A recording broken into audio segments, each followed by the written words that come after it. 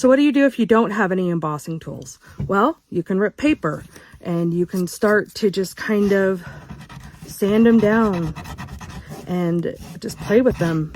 Give them some texture. Get in there and layer them. So you could rip them apart. And then just kind of get in there and just file it down, give it some textures, and even, you know, sometimes you can get the edges to curl up for you if you just do it just ever so slightly. Sometimes, you know, the X-Acto knife works better. Just depends on what kind of feel you want. That's what I do, is I just take it and I'm making texture on this plain piece of paper. And you'll see, kind of looks like the bark is peeling up right here. And if you don't like that, you can just scrape it off or get in there a little deeper.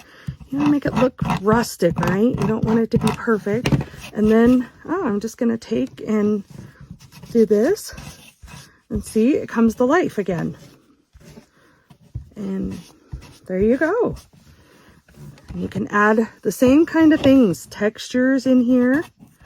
But you're not buying any embossing folders or paying for that kind of stuff. You're just using what you have.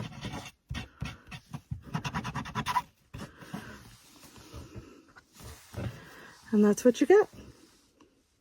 And you can continue to texturize it and to layer it on different things. And here I decided to put some deeper texture in here.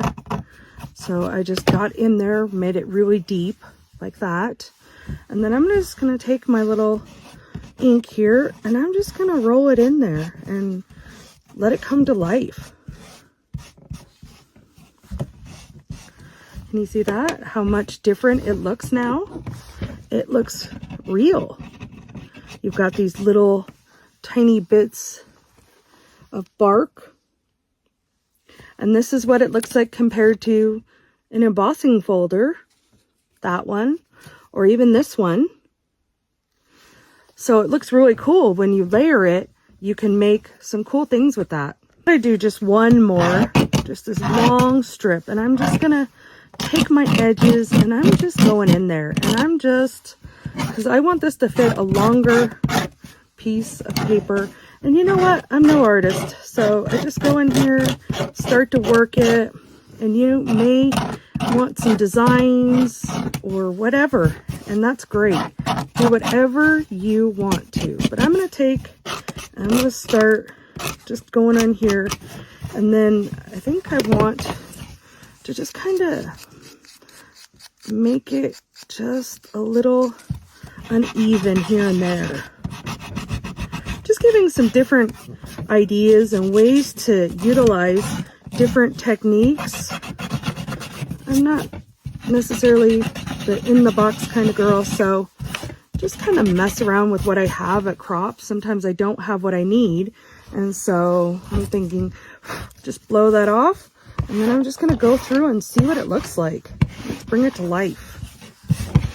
Oh, I'm liking that a lot. Get these little textures in here, and there you go.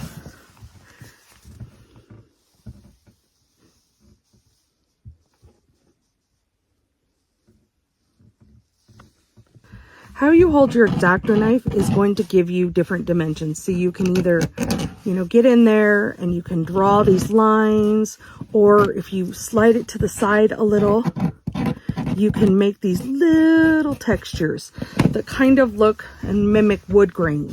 So you just have to play with it and then start layering. We're going to bring it to life with some different colors here. I think that turned out pretty cool. I'm really liking how that turned out. So I'm getting this unique look here. I've got some little stuff on the side that's got some feels to it. So I love it. So these are what they look like after they've been cut out. I put some ink on it just so you could see, because it was so soft you could barely see the image. And then this is the other one I cut, and I cut it out a lot thicker.